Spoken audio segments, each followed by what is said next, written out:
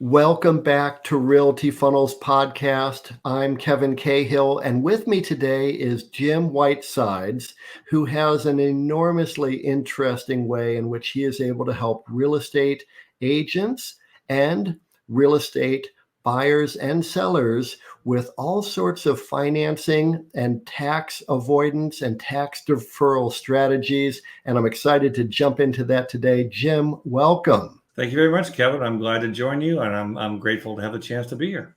Oh, it's my pleasure. Thank you. So tell everyone a little bit about yourself, who you are, what you do, and where you live. Glad to. Well, I live in St. Louis, Missouri, about a half an hour south on a nice little lake in Jefferson County. I have my background many moons ago. I started off, I went to the Naval Academy, graduated, went through the nuclear program. So I like to say that I'm kind of a reformed engineer, if you will. But while I was in the service, I learned a lot, but I always had an interest in financial markets. And so fortunately, when I got out of the service, I was able to build on my energy background and get started in the energy commodities realm, which was natural gas, crude oil, refined products, that sort of thing. So I worked for a couple of banks managing their client price risk. And also through a couple of my clients, I worked for them directly, and came here to St. Louis to start the electricity trading floor for Ameren. That's the local utility here in St. Louis. Had a lot of fun. It was a fun time.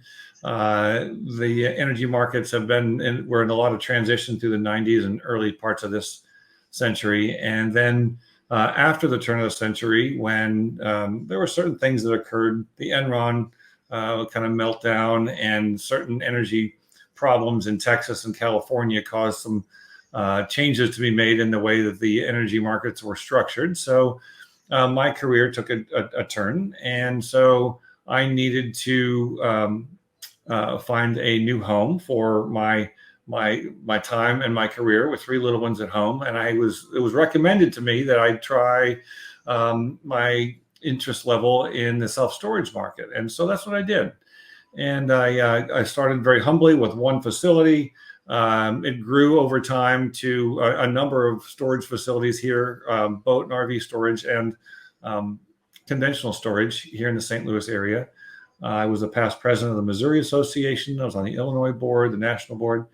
And when I sold that property, that business in 2017, my intention was to do a 1031 exchange into other types of rental properties, right? So I'd have more time to spend with my kids before they trotted off to college, maybe build on what I knew, learn some new things. And I did a 1031 exchange into a couple of properties that met my criteria. But as anyone can tell you that's done a 1031, the first one is kind of a learning curve. So Right. Yes, I was into my 30-day period, and it only put to work about 25% of what I needed to put to work. And so I was fortunate to learn about DSTs, or Delaware Statutory Trusts. And that's an instrument, a financial instrument that invests in commercial real estate. And those who purchase shares of the DST are purchasing actual fractional ownership in the real estate that the trust owns. And so because of that fractional ownership of actual real estate, DSTs are 1031 eligible. So that was a very good learning experience for me. It fit my situation perfectly. I was able to complete my 1031 exchange with the DSTs. And over the next period of time, I learned that, I found rather, that the DSTs were really, for my point in my life, better for me than my buildings. So I sold my buildings. I went back to the broker dealer that I bought my securities through and said, hey, I know a lot of people in this realm. I think there are a lot of commercial real estate owners and business owners who could benefit from learning all their options when they do a 1031 exchange.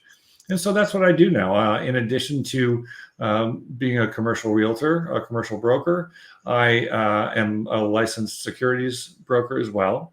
And so I help investors, I help agents in commercial and residential real estate from all over the country to inform their clients all their options. And then in so doing, I'm able to help realtors and commercial agents bring in more business, close more business more quickly, and be seen by me being a resource to them. They're seen as more of a resource to their clients. So whether they need debt or they need equity or they need a tax deferral situation or advice, those are all things that we bring to the table.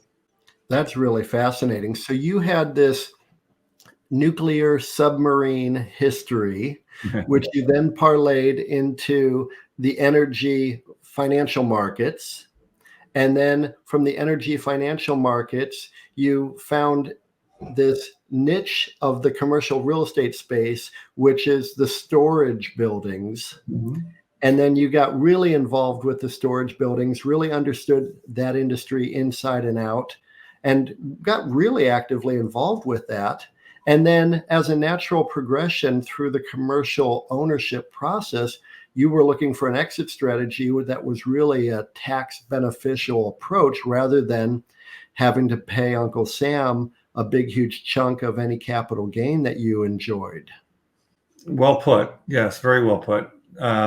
And I really, that's exactly right. I felt like I learned so much through my personal experience that it became clear that others must be looking for the same sorts of solutions. And I think that, frankly, I think that my story does resonate to a large degree with business owners who think about selling, or commercial property owners who don't feel like they want to rush into replacing the property they're selling with another property that really might not be much different than the one they're selling, or what have you. And so, I feel like I was fortunate that I was kind of educated by those who had good solutions for me, and it's a little bit of a pay it forward sort of situation too. And others are usually pretty grateful to know what we can help them with. Well, and the Delaware Statutory Trusts are a strategy that most people don't even realize exist. They think that they're going to have to sell commercial asset number one, and then take that capital gain and reinvest in commercial asset number two. And they're like, well, I'm selling because I don't want the headaches or the hourly investment of my time. I'm looking for something far more passive, but most 1031s are going to be, because they're like-kind exchanges, you're going to be selling a commercial asset and buying a commercial asset. How are you going to find one that is not going to be labor and time and headache prone? And the Delaware Statutory Trusts are an amazing option for a lot of people who are looking to make a cleaner exit, have their money still working for them, take advantage of those tax avoidance strategies. Tell us a little bit more about those Delaware Statutory Trusts. Yeah, you described it very well. I think that a common, if there's the commonality between investors, oftentimes is someone who is actively involved in a business or actively involved in managing the real estate that they own, and they would like to shift to a more passive involvement for any one of a number of reasons. But they would like to have exposure to the real estate. Like you said, they want to participate. There might be certain sectors that they find really attractive or what have you, but they don't want the day-to-day. So a DST does that. There are DSTs for virtually any sector, whether it's student housing or warehouses or multifamily or single family rentals, you name it, there's our DSTs for it. But usually there are a number of properties within the trust. The trust is formed just for the purpose of owning the real estate. And there are typically a number of properties in that trust. There could be just one, but there could be many. And so for an investor with X amount of dollars, they have more diversification, certainly, by having their real estate dollars invested in a trust that may have, say, 10 properties in it. And they can also split those dollars into multiple DSTs. So instead of, like in my case, I had the majority of my investable wealth in self-storage, which was fine, but it was very concentrated. So then I split it up, and I'm in half a dozen different sectors, much different geographies. the debt that is on those properties is non-recourse to the investor. So whereas I owed a lot of money when I had my business, now with the DSTs, I'm limited to the limit of my liability is just the capital that I put into it. There's non-recourse debt. It's much more diversified, and you don't lose the ability to do it again. One question I often get is, what's the difference between a DST, which, to your point, is often not well understood what they are, but that's not that uncommon. It's a very large market, very large sector of the real estate market, but it is not commonly understood or known well. But what's the difference between a DST and a REIT, a real estate investment trust? And there are a couple key differences. A DST is a security, but it's a private placement security, meaning it's not traded on an exchange. It is sold through a broker dealer, so it has to be, it isn't purchased directly from the property owner, but it's purchased through a broker dealer. So that means it's properly registered. There's all sorts of vetting of both the trust itself, but then also those investors who can invest into the trust.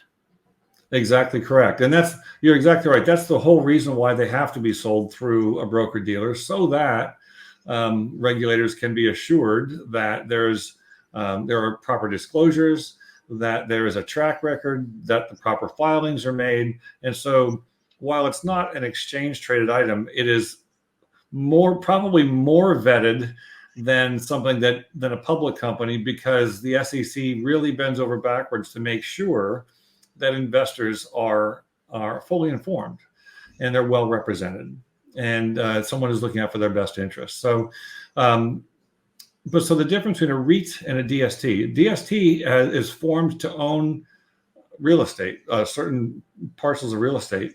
And when an investor purchases a DST, whereas let me back up a second. So if someone were to buy stock, you call your Schwab broker and you would buy 100 shares of GM. And that represents, your purchase represents a fractional ownership in the company, General Motors, right? But when you buy a DST, you're buying shares or a fractional ownership in the actual real estate that the trust owns. And so that's what makes it 1031 eligible. And that's a distinction. That's one of the distinctions between a DST and a REIT. With a REIT, you're buying shares of that company. Right. You're not actually buying a share of the physical real estate that is owned. And so there are other differences too, but that's one of the key ones that makes it draws a distinction between REITs and and DSTs. And for those who have done a 1031 exchange before, you know that the 1031 is done through a qualified intermediary. So your relinquished property, those funds go to the QI, and they're held there until you identify the replacement property.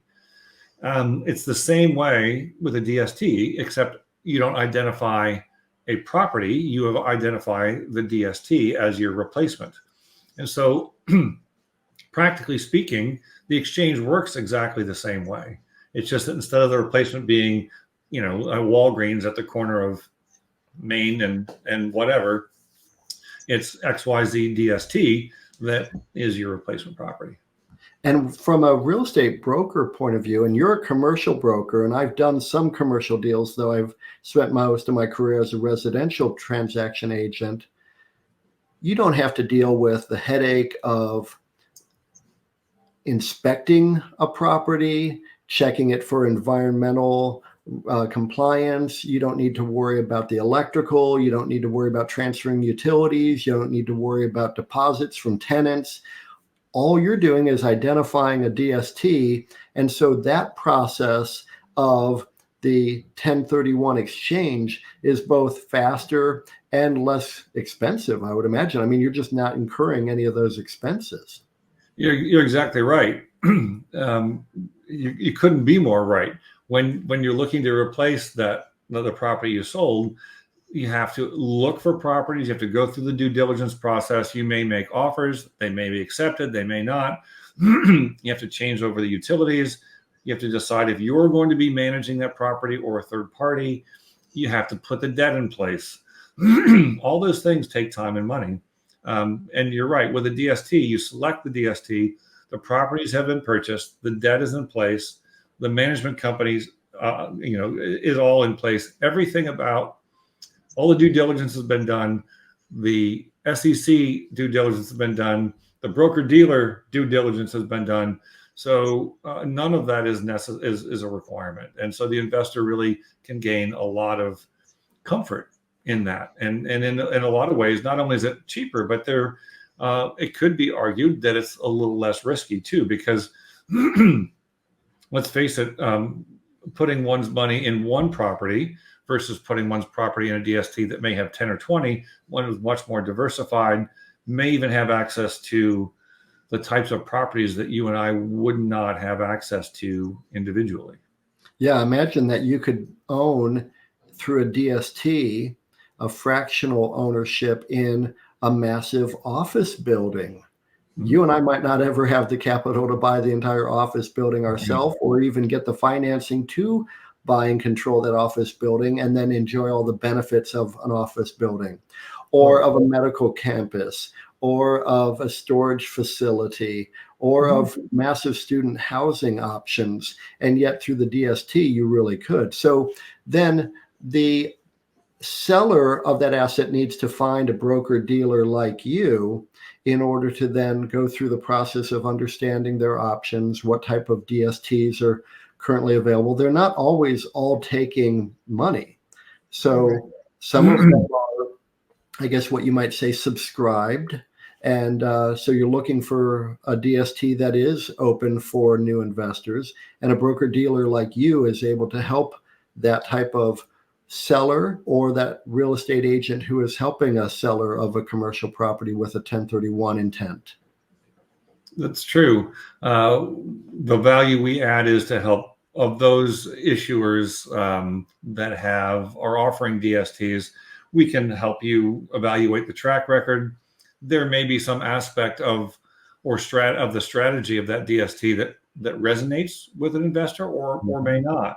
And so that's what a broker dealer like myself would be in a position to do. That's what the value we would add. And also, like you said, they aren't always all available. A DST may be looking to raise $50 million. When that DST has raised it, then it closes, and there may be a follow-on, but we need to be aware of that. And you mentioned a good point too about assisting the realtors, whether it's a commercial agent or a residential agent. Most of the time, or much of the time, even a residential client may very well have interests in commercial real estate that a residential agent just isn't necessarily aware of, Right. And may have interest in real estate along with either siblings or other family members or what have you. And so being able to address those things is a way for a residential agent to expand the scope of their offerings with a client, and also look for additional revenue streams. I mean, we're all looking for additional revenue streams, right? Absolutely. I love that you have these multiple revenue streams. You're a commercial real estate agent. You have a lot of experience in that storage unit space. And so you bring an enormous amount of value to your clients who are in the storage space community. And yet you also are able to help real estate agents who have a commercial need, who have clients who have a 1031 need. You bring a lot to the table for your own clients, but then also for other real estate agents who might not realize that the lovely couple that they're sitting with at the dining room table to sell their 3-bedroom, 2.5-bath home, 2,400 square foot home, the wife and her 3 siblings just inherited the father's apartment buildings. And they're wondering what to do. And if you're a residential real estate agent and you know that you can refer these type of opportunities to a commercial real estate agent, or talk with that potential seller who just inherited an apartment building and talk about how there are different approaches that might be available to them. And then you also have people who, they've owned the family bakery for generations. And now they're looking to sell the bakery and sell the real estate that goes with the bakery. But boy, they've been holding on to that bakery because that tax bill is going to be a real doozy when it comes to an actual closed transaction. These are all things that you can help people with. You're exactly right.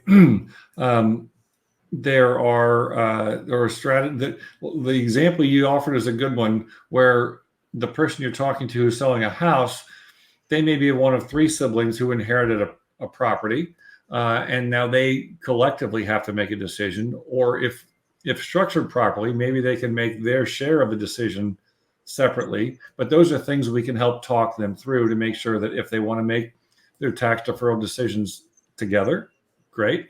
If there's a way that they can maybe go their own ways after selling that property and not have to jointly make them, then we can assist them with that. And also the family bakery may have a real estate component, but it also may have gains that are not real estate related. So there are alternative investments. We'll refer to DSTs as kind of in the alternative investment space, but there are also tax deferral strategies for the non-real estate portion. Yeah. So the gains that may be classified as goodwill or that are not squarely in the qualify for 1031 treatment, we may have options for that as well. So being able to save someone, to use your example, a lot of tax money and be able to bring some resources to bear at a time when they're probably under some stress. Maybe it's a forced sale, or maybe it's a death in the family, what have you, or maybe it's not. Maybe they know someone, whether it's a family member or a friend, who's selling something, and they've expressed some concern about the taxes that they're going to have to pay when they sell. There are a lot of reasons why it's a good idea to reach out and just to find out what your options are. I think it's fascinating that there are so many different ways in which people can avoid the big reasons why they're not selling real estate. They think, oh, I'm not going to sell right now because when we bought our home, interest rates were 3%. And so we've been enjoying a 3% interest rate for the last 7 years. And boy, if I wanted to buy the next home now, I'm going to have to deal with 7% interest rates. So we're going to just stay cramped in this neighborhood where we've outgrown the home and where we're not really enjoying life to its fullest. Why? Because of this interest rate. But the reality of it is, in your creative financing network, there are people who can help with those types of scenarios as well. You're exactly right. There are strategies for taking advantage of below market interest rates that may exist, or any other. Really what it comes down to is just whatever is a sticking point in the process, which keeps someone from transacting or keeps them from kind of following the path that they want to be on, and they feel stuck. There are often lesser known alternatives. There are lesser known strategies, but there are almost always workarounds. And I think that the thing, if I would like to convey a couple of different things in this conversation, one of which is there are options. It's good to ask what options there are and not assume that there's no way to work around obstacles. And the second thing is we can bring those expertise, those people, that expertise to bear and have a conversation with them to see if things, the options that exist really fit their situation. Sometimes they don't, but at least if they explore and find out what all their options are, whatever decision they make, they're making it more confidently. And that's one of the things that I've known over all these years, being a broker since 1999. A lot of times people just need a better sense of what they're facing. They know that they don't know what they should know. And when they can have a resource like you or like me and ask some questions, get some answers, it gives them breathing room, gives them some margin to then say, you know what, knowing what we now know, these are our options. And so I think it's very valuable that you bring all of this to real estate agents who are looking for smarter systems and strategies. They know that inventory is at a record low amount. Why? because people are locked in with those low interest rates and they don't want to budge. And yet they're really not happy in their current home. They can't do what they want to do with it. It doesn't make sense for them to expand that house. It doesn't make sense for them to over improve it for the neighborhood. And so they're living not their best life simply because they're not asking people for some additional information that could help them round out their thinking. So I really think it's valuable for real estate agents to have resources like you. How can real estate agents reach you? What's your best email? What's your best phone number? Okay, great. The best email would be james.whitesides, and I'll spell that out, JAMES Whitesides, WHITESIDES at expcommercial.com. Great. And the best cell phone would be, the best number is my cell phone, 773-453-4511. And I'm happy to talk anytime. Like I said, I was fortunate at certain points in my life when others were willing to share what they knew and who they knew.